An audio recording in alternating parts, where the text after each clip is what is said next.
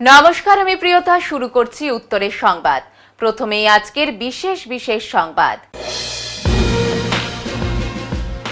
আজ 12ই জানুয়ারি স্বামী বিবেকানন্দের 164তম জন্মদিবস অত্যন্ত শ্রদ্ধার সঙ্গে যথাযথ মর্যাদায় পালিত হল রামকৃষ্ণ মিশন সহ বিভিন্ন সংগঠনের উদ্যোগে।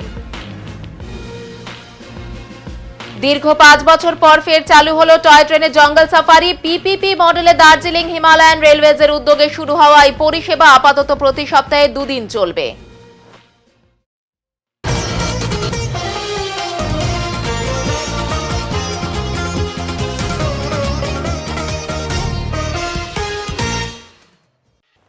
জলপাইগুড়িতে যথাযোগ্য মর্যাদায় পালিত হলো স্বামী বিবেকানন্দের জন্মদিন। আজ স্বামী বিবেকানন্দের জন্মদিন, আর এই দিন উপলক্ষে প্রতি বছরই বিভিন্ন সংগঠন এই দিবসটি যথাযোগ্য মর্যাদায় পালন করে। প্রতি বছরই জলপাইগুড়ি রামকৃষ্ণ মিশন আশ্রমের উদ্যোগে এক বিশাল শোভাযাত্রার আয়োজন করা হয় স্বামী বিবেকানন্দের জন্মদিন উপলক্ষে। আর আজ জলপাইগুড়ি রামকৃষ্ণ মিশন আশ্রম থেকে একটি বিশাল শোভাযাত্রা শহরের বিভিন্ন স্থান পরিক্রমা করে। এই শোভাযাত্রায় বিভিন্ন বিদ্যালয়ের কয়েকশো ছাত্রছাত্রী উপস্থিত হয়েছিল। ছিল সুসজ্জিত ট্যাবেলো, স্বামী বিবেকানন্দের রথ ও পুলিশ ব্যান্ড।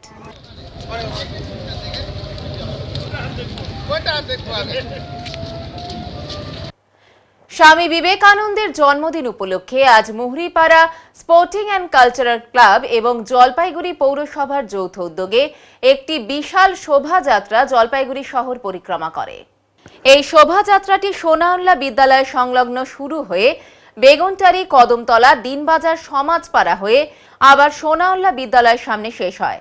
শোভাযাত্রাটিতে অসংখ্য বিদ্যালয়ের ছাত্রছাত্রীরা উপস্থিত হয়েছিলেন। শোভাযাত্রায় উপস্থিত হয়েছিলেন পৌরসভার চেয়ারম্যান সৈকত চট্টোপাধ্যায় সহ বিভিন্ন ওয়ার্ডের কাউন্সিলরেরা। উপস্থিত ছিলেন মুহুরীপাড়া কালচারাল অ্যান্ড স্পোর্টিং ক্লাবের সম্পাদক উত্তম বোস।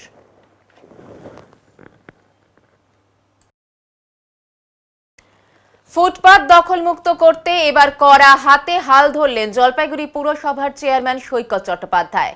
3 দিন মাইকিং এর পর দখলমুক্ত করা হবে ফুটপাত, এমনটাই জানালেন তিনি।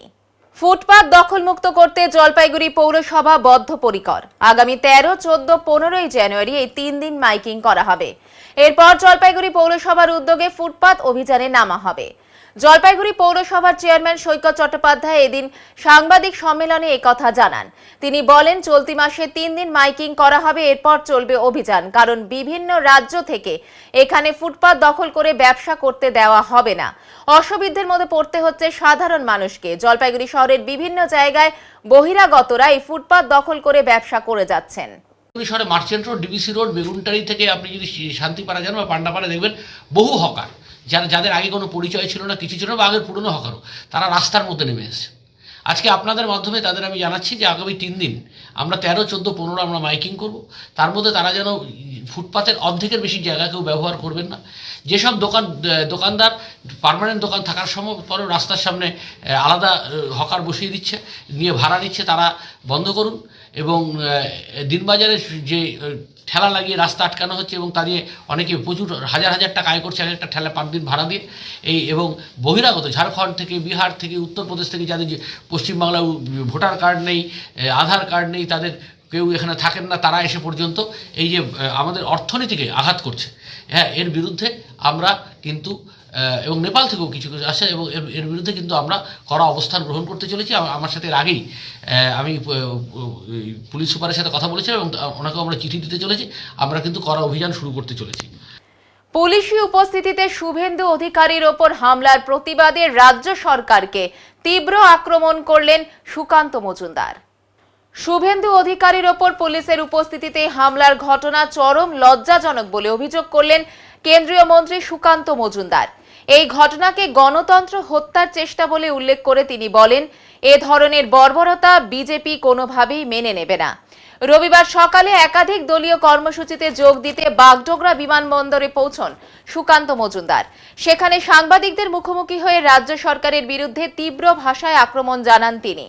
তার অভিযোগ, শাসক দলের মদতে বিরোধী নেতাদের ওপর হামলা চালানো হচ্ছে এবং পুলিশ কার্যত নীরব দর্শকের ভূমিকা পালন করছে। সুকান্ত মজুমদার বলেন, পুলিশের সামনে এই ধরনের হামলা প্রমাণ করে রাজ্যে আইন শৃঙ্খলা সম্পূর্ণ ভেঙে পড়েছে। গণতান্ত্রিক পরিবেশ ধ্বংস করে ভয়ের রাজনীতি চালু করার চেষ্টা চলছে বলেও তিনি অভিযোগ করেন। তিনি আরও বলেন, বিজেপি নেতৃত্ব কর্মীদের দমন করতে এই ধরনের আক্রমণ নতুন নয়। তবে এইসব কৌশলে বিজেপি দমে যাবে না, বরং আন্দোলন আরো তীব্র হবে বলে হুঁশিয়ারি দেন কেন্দ্রীয় মন্ত্রী।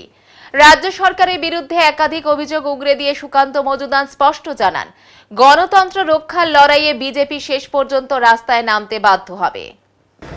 দেখুন, যদি যে প্রোটেক্টি তার উপরে যদি হামলা হয়, তো তাকে বাঁচানোর জন্য তো যে কোনো সুরক্ষাকর্মী এটাই করবে, এটাই তো স্বাভাবিক। হামলাটা কেন হবে?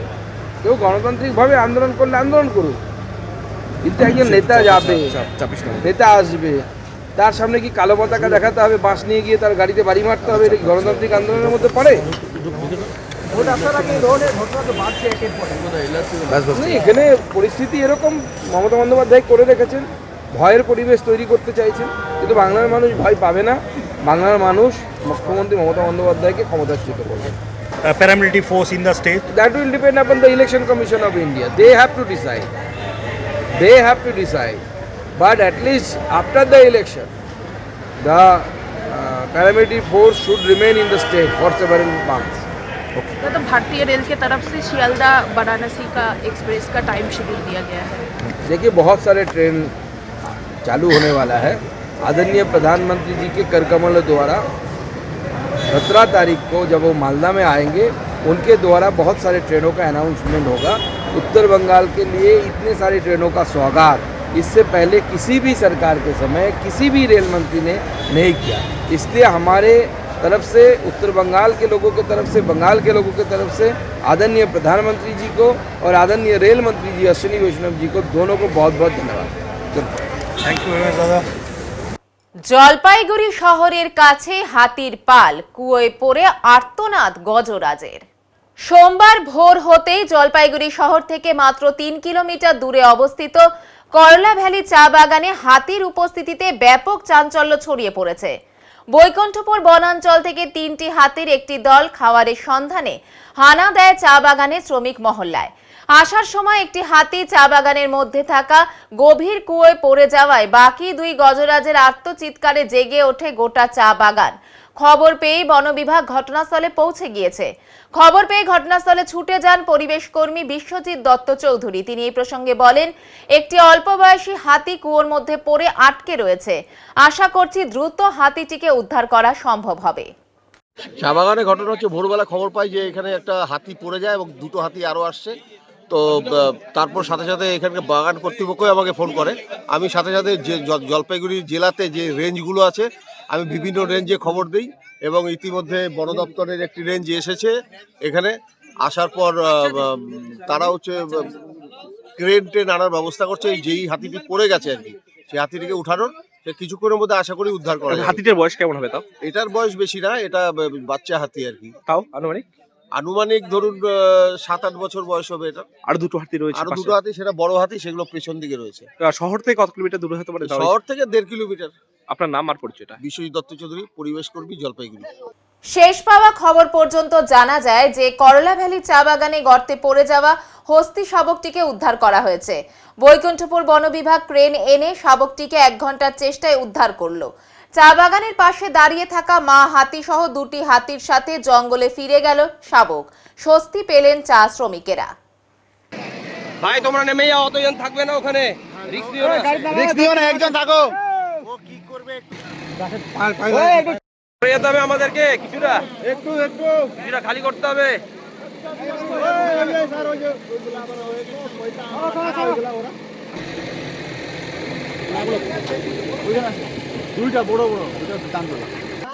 রাত্রে কলাবলি চা বাগানে 3খানা হাতি এসেছে। তার মধ্যে একখানা হাতি একটা এখানে দীর্ঘদিনের কুয়া ছিল, কবরস্থান এটা। এখানে এসে মানুষরা যেহেতু জল কবরে মানুষকে যখন দেওয়া করতো, তখন ওই কুয়োর থেকে জল তুলতো আর হাত পা ধুতো। ওই কুয়োটা নোংরা হয়েছিল, বন্ধ হয়ে গেছে অনেকটা।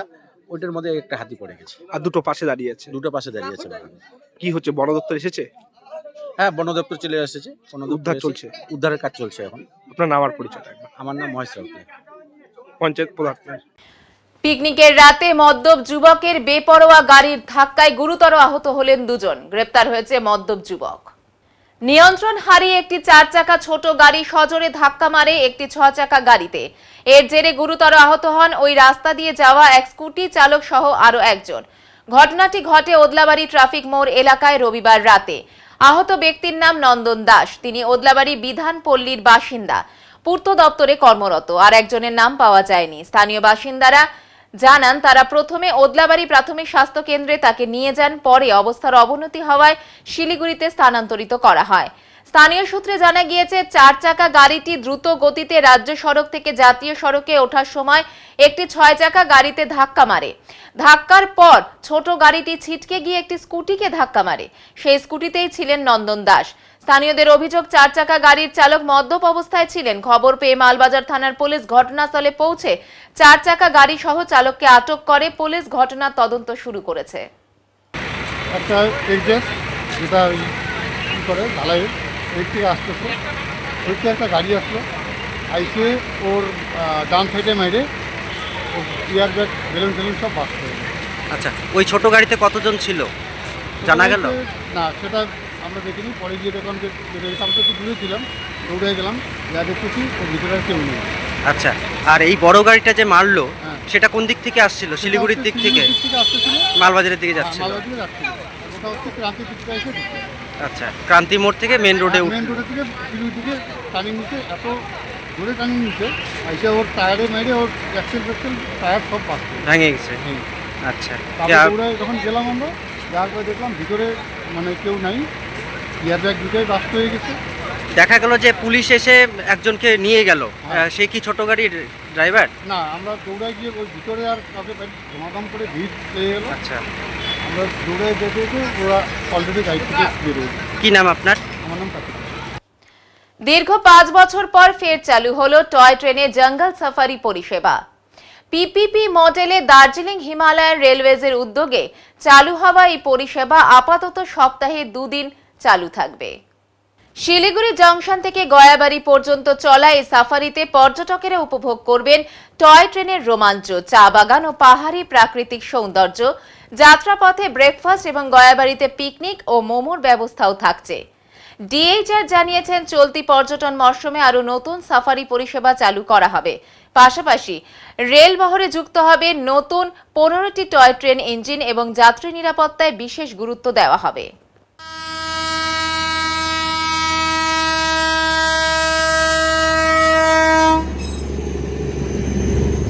আমরা 2007-এ চালিয়েছি এবং ভালো সাড়া পেয়েছিলাম শিলিগুড়ি শহরে এবং পর্যটকদের জন্য। আবার চালু করলাম আজকে থেকে, যাত্রা শুরু করলাম আজকে থেকে। এর মধ্যে ট্রেন হস্টেজ আছে, আমরা ব্রেকফাস্ট দিচ্ছি সকালবেলা, বেরোনোর সময় ব্রেকফাস্ট দিচ্ছি ডিউরিং দ্য জার্নি। ওখানে গিয়ে lunch, veg non veg lunch আছে। ওখানে passing the ball, musical chair, কিছু গেমস আছে, ট্র্যাডিশনাল নেপালি ফোক ডান্স আছে। তারপরে আমার সন্ধ্যেবেলা এখানকার traditional momo and tea coffee দিয়ে ব্যাক করাচ্ছি। আশা করছি ভালোই হবে। হ্যাঁ, ট্যুরিজমের ডেভেলপ তো নিশ্চয়ই হবে এটাতে। প্রচুর বাইরের ট্যুরিস্টও এসে টয় ট্রেনটা একদিনে সারাদিনের জন্য এনজয় করবে। সারাদিনের প্যাকেজ। হ্যাঁ, সপ্তাহে 2 দিন, শনিবার রবিবার এবং হলিডে। প্যাকেজের খরচা 2199 টাকা আমরা এই মুহূর্তে রেট রেখেছি পার হেড, ইনক্লুডিং খাওয়া দাওয়া সব দিয়ে টিয়ে। পৌষ পার্বণের জন্য মাটির সরা বিক্রিতে ব্যস্ত সরা বিক্রেতারা। তবে বিক্রির বেশিরভাগটাই নাকি হচ্ছে গ্রামাঞ্চলে। বাংলার ঐতিহ্যকে ধরে রাখতে ও পৌষের পিঠে পুলির স্বাদ নিতে সাধারণ মানুষ কিনছেন সরা। পৌষ পার্বণ সামনেই, আর এই পৌষ পার্বণে সবচেয়ে বেশি যেটি গুরুত্বপূর্ণ সেটি হলো সরা। এই সরা তৈরি হয় মাটি দিয়েই, আর সরার চল তেমন ভাবে নেই বললেই চলে এখন। তবুও গ্রামগঞ্জের পথে দেখা যায় ভ্যান করে সরার গাড়ি নিয়ে যেতে। মাটির এই সরা রকমারি হয়, ছোট বড় সব ধরনের সরা বাজারে ঘুরে বিক্রি হয় পৌষের সময়। গ্রামের বিভিন্ন জায়গায় ঘুরতে দেখা গেল সেই সরার গাড়ি। যারা যারা সরা কিনছেন তারা বলছেন সরার প্রচলন এখন অনেকটাই কমে গিয়েছে। তবুও সরার গাড়ি থেকে সরা কিনছি পৌষ পার্বণ উপলক্ষে। সরা বিক্রেতারা বলছেন শহরে সরা বিক্রি অনেকটাই কমে গিয়েছে, এখন গ্রামগঞ্জেই সরা বেশি বিক্রি করছি।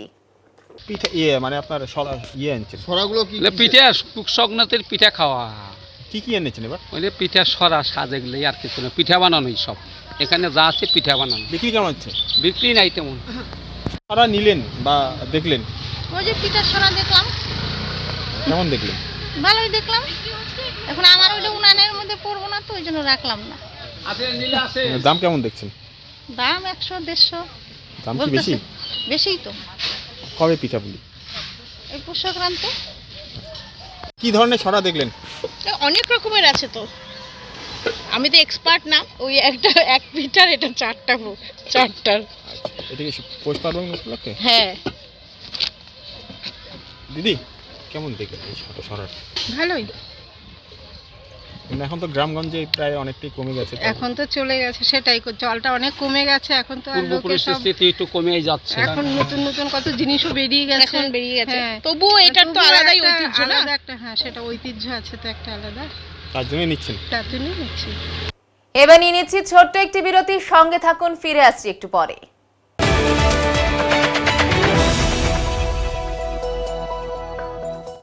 সব সময় সব দিকের সব খবর পেতে সাবস্ক্রাইব করুন, বেল আইকনটি প্রেস করে আপডেট থাকুন। জলশহরের থানা মোড়ে দীর্ঘ 15 বছর ধরে নয়ন অপটিক্যাল জলপাইগুড়িবাসীকে দুজন বিশিষ্ট চিকিৎসকদের দ্বারা চোখের চিকিৎসা পরিষেবা দিয়ে চলেছে প্রতিনিয়ত। এখানে উন্নত মানের কম্পিউটার দ্বারা চক্ষু পরীক্ষা করে চোখের বিভিন্ন সমস্যা নির্ণয়, চোখের পাওয়ার মাপা, চোখের প্রেসার মাপা হয়। এছাড়াও এখানে রয়েছে ন্যায্য মূল্যে নিত্য নতুন ডিজাইনের চশমার ফ্রেম, গ্লাস এবং সানগ্লাস।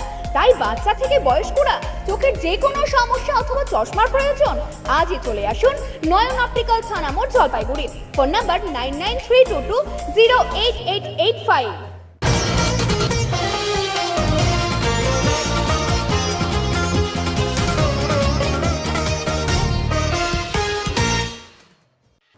আজ 12ই জানুয়ারি ভারতের বীর পুরুষ স্বামী বিবেকানন্দের 164তম জন্মদিবস অত্যন্ত শ্রদ্ধার সঙ্গে পালিত হল শানুপাড়ায় শিক্ষক দিবস উদযাপন কমিটির পক্ষ থেকে।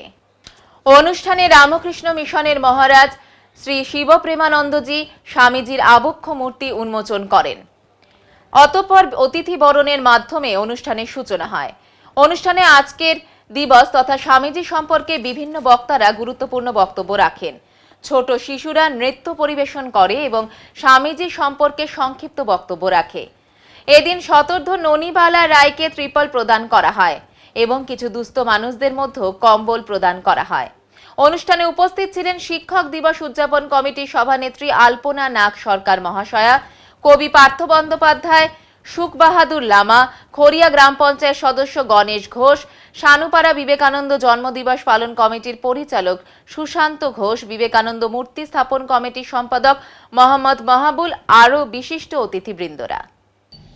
অনেক অনেক ধন্যবাদ।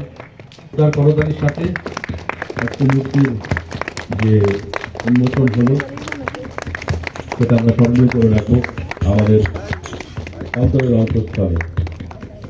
তবু তারাই হেথা হন কর্ণধার, জনগণ তাহাদের বোঝে বহু পরে, চাহিও না কারো পানে, ধীর লয়ে চলো।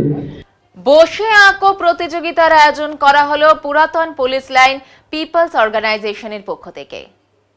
আজ স্বামী বিবেকানন্দের জন্মদিন, সেই উপলক্ষে বিভিন্ন অনুষ্ঠানের আয়োজন করা হয়েছে। আজ পুরাতন পুলিশ লাইন প্রাঙ্গণে একটি বসে আঁকো প্রতিযোগিতার আয়োজন করা হয়। বিভিন্ন বিভাগে প্রায় 1 শতাধিক ছাত্রছাত্রী উপস্থিত হয়েছিলেন। আজকের দিনে স্বামী বিবেকানন্দকে স্মরণ করে এই বসে আঁকো প্রতিযোগিতার আয়োজন বলে উদ্যোক্তারা জানিয়েছেন। আজকে হচ্ছে বিবেকানন্দের জন্ম 163 বর্ষ উপলক্ষে আমরা একটা বসে আঁকো প্রতিযোগিতা, যে জলপাইগুড়ি পুরাতন পুলিশ লাইন পিপলস ওয়েলফেয়ার অর্গানাইজেশনের ব্যবস্থাপনায় আমাদের পাড়ার ছেলে সুদীপ্ত সরকার, তার পিতা স্বর্গীয় জ্ঞানেন্দ্র সরকারের স্মৃতির উদ্দেশ্যে এই আয়োজন করার মানে আমাদের দায়িত্ব দিয়েছে। আমরা সেইভাবেই এটা ব্যবস্থা করছি আমরা প্রতি বছরই এই দিনটাকে এইভাবেই সেলিব্রেট করি, কারণ প্রতিরোধ প্রতিষ্ঠান পিপলস ওয়েলফেয়ার মানে হচ্ছে যে জীবে প্রেম করে যেই জন সেই জন সেবিছে ঈশ্বর। বাস্তব যেটা বলে, আমি যা বলবো তাতে বেশি আমার ছবি কথা বলবে, কারণ প্রতি বছর এই দিনটাকে নয়, সারা বছর প্রতিদিনকে আমরা ভালোভাবে ভালো কাজে ব্যয় করি। আর এই মন্ত্র নিয়েও আজকের অনুষ্ঠান। আজকের অনুষ্ঠান নিয়ে বলছি যে এটা একটা ব্যতিক্রমী অনুষ্ঠান এবং সবাই করে, আমরাও করছি। আর এটা বলবো যে মানুষ যেন বিবেকানন্দের যে যুবশক্তিকে পরিচালনা করার যে একটা দাগ উনি দিয়েছিলেন, সেইটাকে আমরা যেন সবাই সম্মিলিত হই, এটাই আমার বলার বক্তব্য আজকের দিনে। জলপাইগুড়িতে অনুষ্ঠিত হলো মাদকাসক্তির কুফল ও বাল্য বিবাহ প্রতিরোধে বিশেষ কর্মশালা। জলপাইগুড়ি সদর ব্লক বিডিও অফিসের কনফারেন্স হলে মাদকাসক্তির কুফল ও চাইল্ড ম্যারেজ প্রতিরোধ নিয়ে একটি বিশেষ সচেতনতামূলক কর্মশালার আয়োজন করা হয়। সোমবার অনুষ্ঠিত এই কর্মসূচির উদ্যোগে ছিলেন ডিস্ট্রিক্ট লিগ্যাল সার্ভিসেস অথরিটি এবং জেলা জাজ দপ্তর। কর্মশালায় উপস্থিত ছিলেন জেলা জাজ ইন্দ্রনীল ভট্টাচার্য, জেলা শিশু সুরক্ষা আধিকারিক সহ আঙ্গনওয়াড়ি কর্মী, আশা কর্মী এবং বিভিন্ন সেলফ হেল্প গ্রুপের সদস্যরা। এদিনের আলোচনায় সমাজে ক্রমবর্ধমান মাদক ব্যবহারের ভয়াবহ কুফল এবং অপ্রাপ্তবয়স্কদের বিয়ের ফলে সামাজিক ও স্বাস্থ্যগত যে সমস্ত ক্ষতি হয় সে বিষয়ে বিস্তারিত আলোকপাত করা হয়। বক্তারা জানান, মাদকাসক্তি শুধুমাত্র একজন ব্যক্তিকে নয়, গোটা পরিবার ও সমাজকে ধ্বংসের দিকে ঠেলে দেয়। পাশাপাশি চাইল্ড ম্যারেজ আইনত দণ্ডনীয় অপরাধ হওয়ার পাশাপাশি শিশুদের ভবিষ্যৎ শিক্ষা ও স্বাস্থ্যের উপর মারাত্মক প্রভাব ফেলে। এই ধরনের সামাজিক কুঅভ্যাস প্রতিরোধে সচেতনতার বিকল্প নেই বলেও মত প্রকাশ করা হয়। যেহেতু আঙ্গনওয়াড়ি ও আশা কর্মী এবং সেলফ হেল্প গ্রুপের সদস্যরা সরাসরি গ্রাউন্ড লেভেলে সাধারণ মানুষের সঙ্গে যুক্ত থেকে কাজ করেন, তাই তাদের মাধ্যমে সচেতনতা ছড়িয়ে দেওয়া অত্যন্ত গুরুত্বপূর্ণ বলে মনে করা হচ্ছে। কর্মশালায় অংশগ্রহণকারীদের সমাজে মাদকাসক্তি ও চাইল্ড ম্যারেজ রুখতে সক্রিয় ভূমিকা নেওয়ার আহ্বান জানানো হয়। এই ধরনের কর্মসূচির মাধ্যমে সমাজে ইতিবাচক পরিবর্তন আসবে এবং আগামী দিনে এই দুই সামাজিক ব্যাধির বিরুদ্ধে আরো শক্তিশালী প্রতিরোধ গড়ে উঠবে বলে আশাবাদী আয়োজকেরা। সদর ব্লক অফিসের কনফারেন্স রুমে জেলা বিচারক এবং ডিস্ট্রিক্ট লিগ্যাল সার্ভিস অথরিটির উদ্যোগে একটা সেমিনারি হচ্ছে। সেই সেমিনারে উপস্থিত থাকছেন অঙ্গনওয়াড়ি ওয়ার্কার, আশা কর্মী এবং সেলফ হেল্প গ্রুপের দিদিরা, এবং তারা যেহেতু গ্রাউন্ড লেভেলের চোখ মুখ এবং তাদের কাছ থেকে সমস্ত তথ্যগুলো পাওয়া যাবে। বিভিন্ন সোশ্যাল যে কুপ্রথাগুলি আছে সেই সমস্ত কুপ্রথাগুলোকে নির্মূল করার জন্যই আমাদের আজকে মেইনলি পদক্ষেপটা। আজকে আলোচনার বিষয় দুটো রয়েছে। একটা হচ্ছে কীভাবে ড্রাগ অ্যাডিকশন এবং ড্রাগ মানুষকে ধ্বংসের দিকে নিয়ে যাচ্ছে এবং ড্রাগের প্রতি সচেতনতা যাতে ব্যবহার না করা হয় এবং কীভাবে সেটা আমরা এখন থেকে মুক্তি পেতে সেই বিষয়ে আলোচনা থাকছে। আর চাইল্ড ম্যারেজটা কীভাবে আমরা রিডিউস করতে পারি সেই নিয়ে মেনলি আজকে আলোচনাটা থাকছে। আমাদের এখানে উপস্থিত রয়েছেন জলপাইগুড়ি জেলা বিচারক ইন্দ্রনীল ভট্টাচার্য স্যার, ডিএলএসের সেক্রেটারি এবং জেলা শিশু সুরক্ষা আধিকারিক জলপাইগুড়িতে উপস্থিত রয়েছেন। আমি Debabrata Debnath, CDPO Rajganj, additional charge সদর এবং লাবান। চা বাগানের পিএফ বকেয়ার সম্পূর্ণ হিসাব প্রকাশের দাবিতে জলপাইগুড়ি রিজিয়নাল পিএফ অফিস ঘেরাও করল তৃণমূল কংগ্রেসের চা বাগান শ্রমিক সংগঠন। কর্মসূচিতে নেতৃত্ব দেন রাজ্যসভার সাংসদ ও আইএনটিটিইউসির রাজ্য সভাপতি ঋতব্রত বন্দ্যোপাধ্যায়। তিনি বলেন, শ্রমিকদের থেকে পিএফ কেটে নেওয়া হলেও বহু চা বাগান মালিক সেই টাকা জমা দিচ্ছেন না। কোন বাগানে কত টাকা পিএফ বকেয়া রয়েছে তা প্রতিটি বাগানে প্রকাশ্যে টাঙাতে হবে। প্রয়োজনে অনিয়মকারী মালিকদের গ্রেপ্তারের দাবিও তোলেন তিনি। তার দাবি, বর্তমানে প্রায় 16টি চা বাগানে পিএফ জমা অনিয়মিত। এই আন্দোলনের সূত্রপাত আলিপুরদুয়ারে দলের সর্বভারতীয় সাধারণ সম্পাদক অভিষেক বন্দ্যোপাধ্যায়ের নির্দেশে। ঋতব্রত বন্দ্যোপাধ্যায় জানান, 15 তারিখ সংগঠনের বৈঠকে আগামী আন্দোলনের রূপরেখা ঠিক করা হবে। এদিন তিনি আরও বলেন, তৃণমূল কংগ্রেস চা শ্রমিকদের মজুরি 300 টাকা বাড়ানোর প্রতিশ্রুতি দিয়েছে। পাশাপাশি শ্রম কোড রাজ্যে কার্যকর করতে দেওয়া হবে না বলেও হুঁশিয়ারি দেন তিনি। তার অভিযোগ, শ্রম কোড চালু হলে কাজের সময় 8 ঘন্টা থেকে 12 ঘন্টা হবে, যা শ্রমিক স্বার্থের বিরোধী। আমরা তো প্রকাশ্যে বলছি যে নেক্সাসটার কথা আমরা বলছি, সেটা হচ্ছে কারুর ধরুন 5 কোটি টাকা বকেয়া আছে। পিএফ হচ্ছে কেন্দ্রীয় সরকারের অধীনস্থ, ল অ্যান্ড অর্ডার রাজ্য সরকারের। পিএফ কমিশনের ডিটেল টাঙিয়ে দিন, কোনো পিএফ মালিক তার কোনো চা মালিক তার যদি পিএফ ডিফল্ট থাকে, রাজ্য সরকার যদি ব্যবস্থা না নেয় তখন রাজ্য সরকারের দিকে আঙুল তুলবেন। প্রশ্নটা তো সেইখানেই, রাজ্য সরকারের কাছে তো পিএফের ডেটা নেই, পিএফের ডেটা কেন্দ্রীয় সরকারের কাছে। আজকেও আমাদের ডেপুটেশনে যারা গেছেন তাদের বলা হচ্ছে কি অনলাইন দেখছি, অফলাইন। আমাদের অনলাইনও চাই না, অফলাইনও চাই না, আপনি যেখানে হোক টাঙিয়ে দিন। যদি অনলাইনে করতে হয় গোটানো অনলাইনে দিয়ে দিন। আর দেখুন, চা বাগানে সবার কাছে এই তথ্য প্রযুক্তির চা শ্রমিকরা সবাই অনলাইনে ব্যাপারটা দেখবেন, এটা সম্ভব নয়। এই অফিসে টাঙাতে হবে, অনলাইনে দিন, আমাদের আপত্তি নেই, 100 বার দিন, কিন্তু রিজিওনাল পিএফ অফিসে টাঙিয়ে দিতে হবে পুরো লিস্ট, বকেয়া কত প্রতিটা বাগানে, সেই বাগানের বকেয়া টাঙাতে হবে। আমরা তো বুঝেই উঠতে পারছি না যে কাকে আড়াল করার জন্যে, মানে কাকে আড়াল করতে চাইছে মোদী সরকার, পিএফ কমিশনাররা কাকে আড়াল করতে চাইছে। আমরা গ্রাউন্ড জিরোর যে রিপোর্ট, কোনো মালিকের 5 কোটি টাকা বকেয়া দেখিয়ে দেওয়া হচ্ছে 50 লাখ টাকা বকেয়া, কারণ আইন খুব শক্তিশালী। তাহলে 50 লাখ দেখালে একটা নির্দিষ্ট পেমেন্ট হয়ে গেলে তার জামিন হয়ে যাবে। স্বাভাবিকভাবেই পিএফ অফিস হচ্ছে ঘুঘুর বাসা। এর আগে বারবার এখানে আসা হয়েছে, আর সবথেকে বড় কথা বিজেপি নেতারা মিথ্যে কথা বলছে। আমরা তো খুব সিম্পল, এই আমাদের প্রোগ্রামের মূল স্লোগানই, ক্যাচলাইনই তাই, যে চা বাগানের সমস্ত পিএফ সংক্রান্ত তথ্য পাবলিক করে দিন, দুধ কা দুধ পানি। কারণ ভোট, এরপরে তো ভোট, তো মানে ভোটের দামামা তো বেজেই গিয়েছে। এবং আমি আপনার যেটা বলছিলাম যে 21-এর বাজেটে মনোজ টিগ্গার, মনসুখলাল মান্ডভিয়া আমাদের বলুন না, 21-এর বাজেটে, বাজেট তো ওপেন, এক্ষুনি কেউ সার্চ দিলে বাজেট পেয়ে যাবেন। 1000 কোটি টাকা বাংলা আর আসামের চা বলা হয়। আসাম কি পেয়েছে আমার ইন্টারেস্টেড নই, বাংলা কত টাকা পেয়েছে মনোজ টিগ্গার, মনসুখলাল মান্ডভিয়া বলুন। তবে আমি দায়িত্ব নিয়ে বলছি, মিলিয়ে রাখুন, 1 ফেব্রুয়ারি রবিবার এবার যখন বাজেট নির্মলা সীতারামন পেশ করবেন, চা বাগানের জন্য আবার ঢালাও ঘোষণা থাকবে। ওই তো মানে ঐক্যবদ্ধ লড়াই এবং মোদির কথা বনাম দিদির কাজ, এটাই তো ক্যাচলাইন। এই ক্যাচলাইন নিয়েই ধারাবাহিক মুভমেন্ট হচ্ছে। জলপাইগুড়িতে শেষ হলো 2 দিন ব্যাপী মুক্তাঙ্গন নাট্যোৎসব 2026। জলপাইগুড়ির মুক্তাঙ্গন নাট্যগোষ্ঠীর উদ্যোগে 10 ও 11 জানুয়ারি শহরের রবীন্দ্র ভবন মঞ্চে অনুষ্ঠিত হয় এই নাট্যোৎসব। এই 2 দিন ধরে নাট্যপ্রেমীদের উপস্থিতিতে দর্শক আসন ছিল পরিপূর্ণ। উৎসবের প্রথম দিনে মঞ্চস্থ হয় জলপাইগুড়ি মুক্তাঙ্গন নাট্যগোষ্ঠীর শিশু কিশোর বিভাগ প্রযোজিত নাটক উকিলের বুদ্ধি। সুকুমার রায়ের গল্প অবলম্বনে নাট্যরূপ ও নির্দেশনায় ছিলেন দেবব্রত আচার্য, কার্যকরী নির্দেশনায় রীনা ভারতী। একই দিনে দ্বিতীয় প্রদর্শনীতে বালুরঘাট নাট্যতীর্থ মঞ্চস্থ করে নাটক 7 আরি জিন, নির্মাণে ছিলেন সুভাষিস চক্রবর্তী। এই নাট্যোৎসবে ঋত চট্টোপাধ্যায় স্মৃতি মুক্তাঙ্গন নাট্যকর্মী সম্মান 2026 প্রদান করা হয় প্রবীণ নাট্যকর্মী সমরেশ ঘোষকে। নাট্যোৎসবে দ্বিতীয় দিনের সন্ধ্যায় মঞ্চস্থ হয় কালিয়াগঞ্জ বিচিত্রা নাট্য সংস্থা প্রযোজিত অনু নাটক গিরগিটি ও তুরুপের তাস। নাট্য রচনা পত্রাবলী চক্রবর্তী, নির্দেশনায় ছিলেন অরিন্দম ভট্টাচার্য ও সংগ্রামী ভট্টাচার্য। পাশাপাশি মালদা জেলার গাজলের বিশান একটি নাট্য সংস্থা মঞ্চস্থ করে নাটক রাজ রক্ত, নির্মাণে দেবাশিস দত্ত। উল্লেখ্য, নাট্য পরিবেশনার পাশাপাশি উৎসব প্রাঙ্গণে দর্শকদের আকর্ষণ করে উইংস আর্টিস্ট গ্রুপের চিত্র প্রদর্শনী এবং অনুভব হোমের কন্যাদের হস্তশিল্প ও খাবারের বিক্রয় কেন্দ্র। সার্বিকভাবে নাটক, শিল্পকলা ও সমাজ ভাবনার মেলবন্ধনে মুক্তাঙ্গন নাট্য উৎসব 2026 জলপাইগুড়ি সাংস্কৃতিক পরিসরে এক উল্লেখযোগ্য দৃষ্টান্ত হয়ে রইল।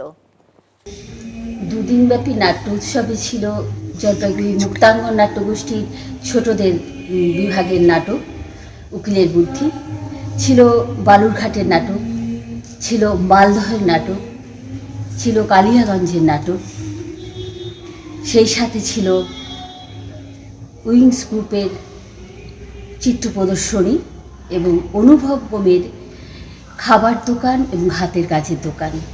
বাগরাকোটে তৃণমূল নেতার বিরুদ্ধে আগ্নেয়াস্ত্র দেখিয়ে প্রাণনাশের হুমকির অভিযোগ, তদন্তে পুলিশ। বাগরাকোটের প্রভাবশালী তৃণমূল কংগ্রেস নেতা রাজু শাহী ও তার 3 সঙ্গীর বিরুদ্ধে গভীর রাতে আগ্নেয়াস্ত্র দেখিয়ে প্রাণনাশের হুমকি দেওয়ার অভিযোগ উঠেছে।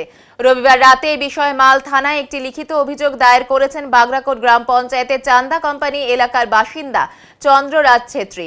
সঙ্গে ছিল চান্দা কোম্পানির বহু মানুষজন। অভিযোগ, চন্দ্ররাজ ছেত্রী জানান, শনিবার রাত আনুমানিক 12টা নাগাদ চান্দা কোম্পানির রাধাকৃষ্ণ মন্দিরে দেখভালের দায়িত্বে থাকার সময় রাজু শাহী ও তার সঙ্গীরা কোনো কারণ ছাড়াই আগ্নেয়াস্ত্র দেখিয়ে তাকে প্রাণে মারার হুমকি দেন, তাকে ধাক্কাধাক্কিও করে। উল্লেখ্য বাগরাকোট এলাকায় লিস নদীর বালি পাথর উত্তোলন নিয়ে বেশ কিছুদিন যাবৎ ঝামেলা চলছে ওই এলাকায় দুটি গোষ্ঠীর মধ্যে। আর এই নিয়ে মাঝে মধ্যে ওয়াসাবাড়ি এবং চান্দা কোম্পানি কিছু মানুষের মধ্যে চলছে ঝামেলা। তবে এই অভিযোগ সম্পূর্ণ অস্বীকার করেছেন রাজু শাহী। তার দাবি, শনিবার রাত 12টা নাগাদ তিনি ও তার সঙ্গীরা গরুবাথানের একটি বিয়েবাড়ি থেকে ওয়াসাবাড়ি চা বাগানের বাড়িতে ফিরছিলেন। চান্দা কোম্পানি এলাকায় পৌঁছে তারা দেখতে পান গভীর রাতে জাতীয় সড়কের ওপর লিস নদী থেকে বালি পাথর নিয়ে একাধিক ডাম্পার দাঁড় করিয়ে অভিযোগকারী সহ কয়েকজন রাস্তা আটক করে টাকা আদায় করছে। বিষয়টি জানতে চাইলে তারা কোনো সদুত্তর দিতে পারেনি। এরপর রাস্তা আটকে টাকা আদায় না করার জন্য নিষেধ করে তারা সেখান থেকে চলে যান। আগ্নেয়াস্ত্র দেখিয়ে প্রাণনাশের হুমকির অভিযোগ সম্পূর্ণ মিথ্যা ও সাজানো বলে দাবি করেন রাজু শাহী। এদিকে মাল থানার পুলিশ পুরো ঘটনার তদন্ত শুরু করেছে বলে জানা গিয়েছে। देखिए, ये उस रात की घटना है जिस रात मैं गोरुबथान से वापस आ रहा था। मैं एक शादी में गया था और हम लोग चार लड़के थे, हम लोग जो गाड़ी पे हम लोग आराम से आ रहे थे। तो देखा चंदा कंपनी में आके देखा वहाँ पे रास्ता ब्लॉक है।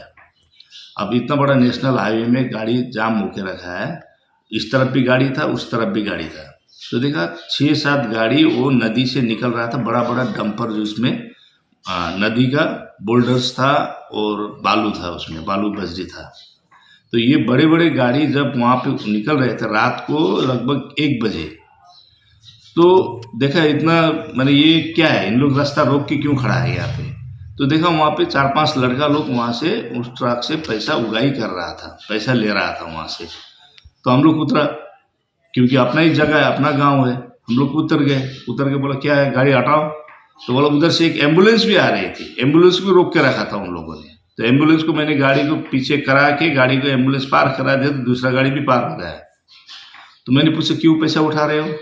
पैसा उठा रहा था वो चंद्रराज छेत्री बोल के जो है वो था, और उसका आसपास उसका साथ में जो लड़का लोग था, 6-7 लड़का लोग उसका साथ में था, वो लोग पैसा उठा रहा था। तो मैंने बोला तुमको कौन बोला यहाँ पे, कौन तुमको ऑथराइज किया तुमको यहाँ से पैसा उठाने के लिए। तो बोला ये हमारा एरिया है, हमारा जगह है, ये चंदा कंपनी हमारा गांव है, हम लोग जो कुछ भी कर सकते हैं। तो बोला भाई ये तो नेशनल हाईवे है, तेरा गांव तो नहीं है, ये नेशनल हाईवे है, इसमें क्यों पैसा उठा रहा है। तो बोला हम लोग का हुक्म है, हम लोग दिए उठा रहे हैं, हम लोग ये राजेश ने हम लोग को बोला है पैसा उठाने के लिए, राजेश छेत्री ने। तो मैंने बोला तू जो भी कर लेकिन यहाँ रास्ता में मत कर, हट यहाँ से बोल के हम लोग ने उसको हटा दिया, वहाँ से भगा दिया। और बोला आइंदा से तुम लोग यहाँ पैसा उठाना शुरू किया तो इससे बुरा और कुछ भी नहीं होगा। देखिए हम लोग शादी से आ रहे थे, हम लोग क्या रास्ता में हम लोग हथियार बुक के चलेंगे। हाँ, ये अपना जगह है, अपना एरिया है, यहाँ पे हम लोग क्यों अपना ये हथियार क्यों लेके चलेंगे हम लोग। वो कहाँ से देखा, उसके कोई फोटो खींचा हम लोग हथियार लेके चल रहे थे, कोई वीडियो क्लिप है। और उसका साथ यदि हम लोग ने मारपीट किया है तो उसने कोई हॉस्पिटल में कोई रिपोर्ट किया है। जाके कोई मारपीट करता है तो हॉस्पिटल जाता है ना, डॉक्टर को दिखाता है, रिपोर्ट तैयार करता है, उसके बाद FIR देते हैं कि हाँ इसने मारपीट किया है, कोई प्रूफ है उसके पास, ऐसे बोल दिया हो गया। मेन बात क्या ना, रात को आपको देखिए मैं सभी यही बात बोल रहा था, न्यूज़ वाला को मैं एक तो हृदय से बोलता हूँ क्योंकि क्या है बात बोलने से, रात को ये लोग तानाशाही करने के लिए अपना मेरा घर का सामने गौड़ा का सामने वहाँ पर आके ये लोग रात को मंदिर के लिए हम लोग बैठा है वहाँ पर, मतलब क्या है मेन फैक्ट क्या है, हम लोग मंदिर वहाँ पर रॉड है, सीमेंट है, सब कुछ रखा हुआ है वहाँ पर ना। तो हम लोग को तो राजेश भैया बोला है कि इसको रूंगा यहाँ पर बैठ के, चोरी हो जाएगा बोल के बोला है। तो हम लोग वहाँ बैठते अभी रात को है ना, आग लगा के जब बैठते तो रात को ये लोग 12 बजे जैसे ख़त्म हो गया, आदमी सो गया जब, तो ये लोग पूरा हाथ हथियार लेके पूरा, ये लोग मतलब कौन लोग, अरे यही राजू शाही, मैं बोल रहा हूँ राजू शाही, उमेश और क्या बोलता आपका ये उमेश, राजू शाही, टीका, देवन, ये 4 आदमी को मैं देखा। ये लोग आया था रात को है ना, रात को आके मेरे को पूरा हथियार उधर देखा है ना, और हाथापाई भी किया, और हाथापाई करके गर्दन में मार के ऐसा करके तुम लोग कल सुबह रहेगा यहाँ पर, रात को अगर अभी तुम भागेगा नहीं तो रात को तुम लोग सबको काट के फेंक देगा बोल के सब लड़का लोग के बोल के गया है लोग। तो अब हम लोग को तो प्रोटेक्शन करना ही पड़ेगा, रात को हमारा गांव में आके मार के जाएगा बोले तो ये तो गलत चीज़ है ना। इसीलिए मैं ये FIR लेके आया हूँ ताकि मेरा जान का कोई प्रोटेक्शन करे, थाना मेरा प्रोटेक्शन करेगा बोल के मैं यही मतलब निबंधन लेके इस थाना में आया हूँ।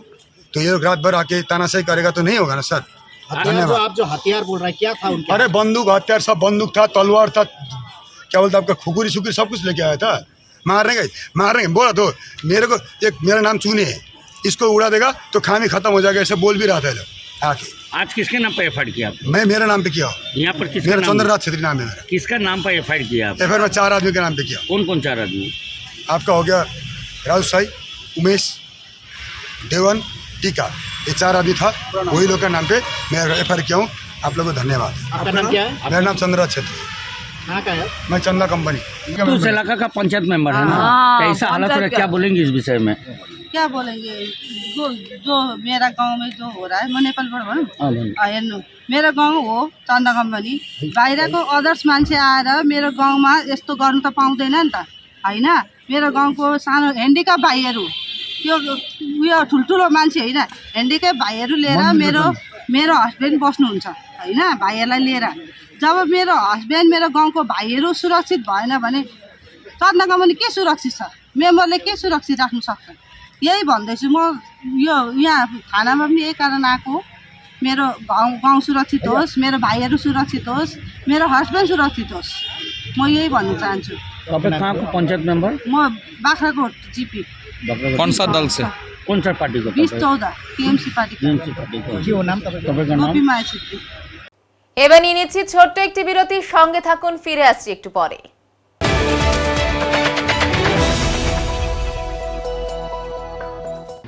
সব সময় সব দিকের সব খবর পেতে সাবস্ক্রাইব করুন, বেল আইকনটি প্রেস করে আপডেট থাকুন।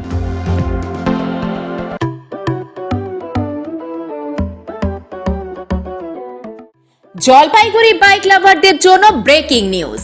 Yamaha bike showroom Seema automobiles বদলেছে নতুন ঠিকানায়। বউবাজার থেকে পাল্টে এখন একদম নতুন লোকেশনে 3 নম্বর ঘুমটিতে। স্টাইলিশ লুক, পাওয়ারফুল পারফরম্যান্স আর ইয়ামাহার বিশ্বস্ত সার্ভিস সব এক জায়গায়। আজই চলে আসুন ইয়ামাহা বাইক শোরুমের নতুন ঠিকানায়, নতুন স্পিড, নতুন ফিল নিতে। Yamaha, live your heart.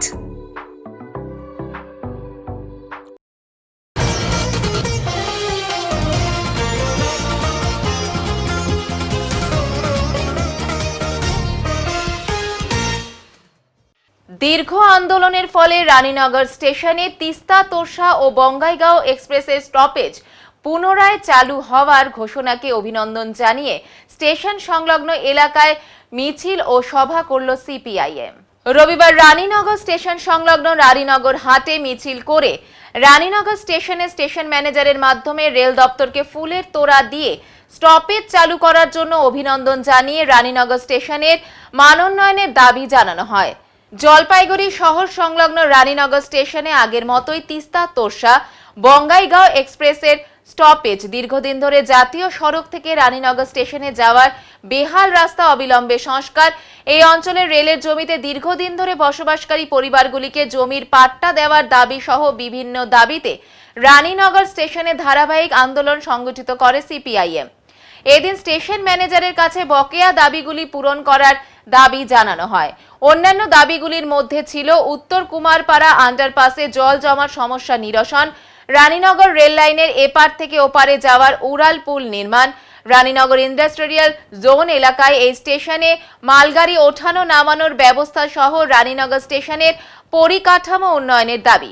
CPIM সদর পশ্চিম এরিয়া কমিটির সম্পাদক শুভাশিস সরকার জানান, দীর্ঘদিনের আন্দোলনের ফলে অবশেষে রানীনগর স্টেশনে তিস্তা, তোরসা ও বঙ্গাইগাঁও এক্সপ্রেসের স্টপেজ পুনরায় চালু হওয়ায় রেল দপ্তরের ঘোষণায় রেল দপ্তর এবং এলাকাবাসীকে সিপিএম এর পক্ষ থেকে অভিনন্দন জানানো হচ্ছে। আজকে মানে আপনাকে অভিনন্দন এই জন্য যে আপনার সময় অন্তপক্ষে ঘোষণাটা এসছে, তার জন্য আমরা ভারতের কমিউনিস্ট পার্টি মার্ক্সবাদীর পক্ষ থেকে আপনাকে আমরা অভিনন্দন জানাচ্ছি। আপনার মাধ্যমকে দিয়ে রেল দপ্তরকে আমরা অভিনন্দন জানাচ্ছি যে আগামী দিনে রেল আরও কিছু এরকম সদর্থক ভূমিকা নেবে, কাজগুলো করবে। এবং সবচেয়ে বড় জিনিস যে একটা রেলকে যদি বাড়াতে হয় তার যে ব্যবস্থা, রাস্তা যেটা, সেই রাস্তাটা সবচেয়ে আগে সুস্থ করতে, যাতে মানুষ ব্যবহারযোগ্য হতে পারে। তার জন্য আপনাদের কাছে এটা অনুরোধ এবং দাবি যে আগামী দিনে এই রাস্তাটাকে আপনি একটু দায়িত্ব নেবেন। হ্যাঁ, আপনার সময় যেহেতু একটা সাকসেস এসছে, হ্যাঁ মানে আপনার সময় যেহেতু একটা সাকসেস এসছে, আমি মনে করবো যে আপনি এই সাকসেসটাকে আনার সময় আপনার পিরিয়ডে যাতে আসে সেই দায়িত্ব আপনি নেবেন। হ্যাঁ, এবং অভিনন্দন তার সাথে হচ্ছে আমাদের এটা দিয়ে আপনাকে জানাচ্ছি। আপনারা জানেন যে জলপাইগুড়ির যে রানীনগর স্টেশন, সেই স্টেশনে আগে তিস্তা তোরসা এবং বনগাইগাঁও এক্সপ্রেসের স্টপেজ এখানে ছিল। দীর্ঘ 2019 সাল থেকে, করোনার সময় থেকে এখানে তিস্তা তোরসা এবং বনগাইগাঁও এক্সপ্রেসের স্টপেজ তুলে দেওয়া হয়।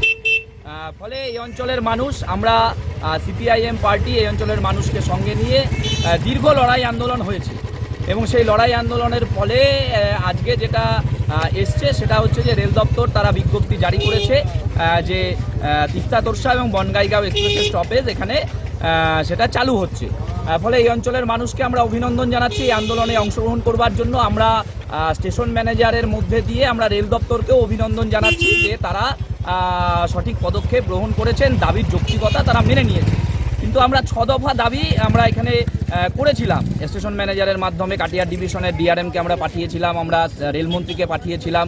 আমাদের মূলত 6 দফা দাবি ছিল যে এই রানীনগর স্টেশনের যে স্টেশন থেকে যে জাতীয় সড়কে যাওয়ার যে রাস্তা প্রায় 20 বছর যাবৎ বেহাল অবস্থায় রয়েছে, পাথর বেরিয়ে গেছে, বোল্ডার বেরিয়ে গেছে, এই রাস্তা সংস্কার হচ্ছে না। ফলে রেল দপ্তরকে দ্রুত এই রাস্তা সংস্কারের উদ্যোগ নিতে হবে এবং হচ্ছে এখানের যে অন্যান্য দাবি, এখানে একটা বড় ফ্লাইওভার নির্মাণ করতে হবে, উড়ালপুল নির্মাণ করতে হবে যাতে এই অঞ্চলের এই এলাকার মানুষ রেল লাইনটা পারাপার হতে পারে ঠিকঠাক মতো। এখানে যারা দীর্ঘদিন ধরে বসবাস করছেন তাদের জমির পাট্টার দাবি আছে, রেলের জমিতে যারা বসবাস করছেন। ফলে রানীনগর স্টেশনের সার্বিক মান উন্নয়নের দাবিতে আমাদের লড়াইটা চলবে। কিন্তু তিস্তা তোরসা এবং বনগাইগাঁও এক্সপ্রেসের স্টপেজ এটা পাওয়া গেল, ফলে আমরা খুশি, এই অঞ্চলের মানুষ খুশি এবং আমরা রেল দপ্তরকে সেজন্যই আজকে অভিনন্দন জানানোর জন্যই আজকে মূলত এখানে এসেছি। নাম সুভাষিস সরকার, সিপিআইএম সদর পশ্চিম এরিয়া কমিটি। এবারে আবহাওয়ার খবর।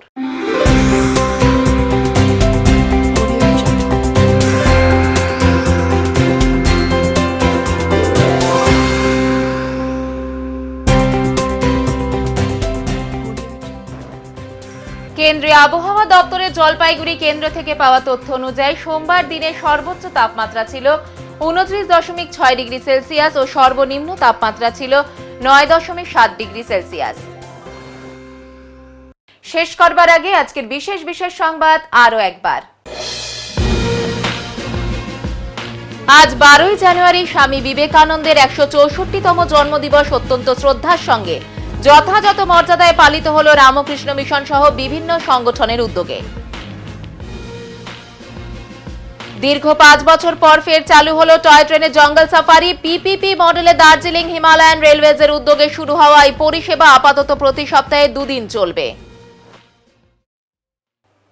উত্তরের মন পরিবেশিত উত্তরের সংবাদ এখনকার মতো এই পর্যন্তই। নমস্কার।